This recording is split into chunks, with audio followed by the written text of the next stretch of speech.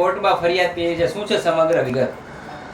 જે તારીખ 17/5/2025થી તારીખ 20 સુધી સતત મારી ઉપર જે ખોટી એફઆઈઆરો થઈ એના અનુસંધાને 17 તારીખે કોઈ પણ પ્રકારની નોટિસ વગર ગોંડલ કોર્ટની બહાર જ્યાં અમે ઊભા હતા ત્યાં એલસીબી આવી અને પૂછપરછના બાને બળજબરીપૂર્વક અમારો મોબાઈલ લઈ લીધો. ત્યાંથી ગોંડલ તાલુકા પોલીસ સ્ટેશન ખાતે લઈ ગયા.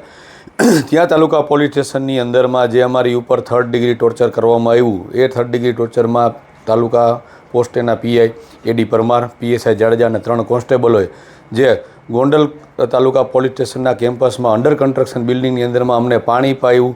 જે પાણી નાક અને મોઢા વાટે અમારા ફેફસા અને અમારા પેટમાં ગયું, જેથી કરીને એ જે અમાનુષી યાતના અમારી પર ગુજારી. ત્યાંથી અટકતું ન હોય તેમ સાંજે પણ એલસીબી પીઆઈની હાજરીમાં મને પગના પાટા વડે એડી પરમારે પોતાની જ ચેમ્બરમાં માર માર્યો. ત્યાંથી નથી અટકતા તારીખ બીજે દિવસે એટલે કે 18 તારીખે પણ સવારના પોરમાં 11 વાગ્યામાં મને કીધું કે તું જે કાંઈ હોય સાચા ખોટા નામ દઈ દે. પણ મેં કોઈના ખોટા નામ મારે દેવા નહોતા, કારણ કે કોઈ આમાં ઇન્વોલ્વ નહોતું, હું પણ ઇન્વોલ્વ નહોતો. એટલે ગોંડલ નામદાર કોર્ટની અંદરમાં ફરિયાદ કરી છે. ગઈકાલે પણ મેં રાજ્યના ડીજીપી શ્રી વિકાસ સાહેબને પણ મેં મેલ મારફતે જાણ કરી છે. આજે એમનો રિટર્ન મેલ પણ આવી ગયો છે એસપી સાહેબને. જોઈએ હવે મને કોર્ટ પાસેથી આશા છે, પણ વિકાસ સાહેબ પાસેથી પણ આશા છે કે મને ન્યાય મળશે ને મળશે.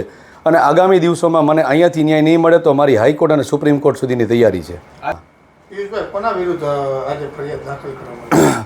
ગોંડલ તાલુકા પોલીસ સ્ટેશનના પીઆઈ એડી પરમાર સાહેબ, PSI RJ Jadeja, Tensinh Chudasama constable અને અન્ય 4 અજાણ્યા કોન્સ્ટેબલો કે જેમને હું જોઈએ ઓળખી જાય એમની વિરુદ્ધ મેં ફરિયાદ કરેલી છે.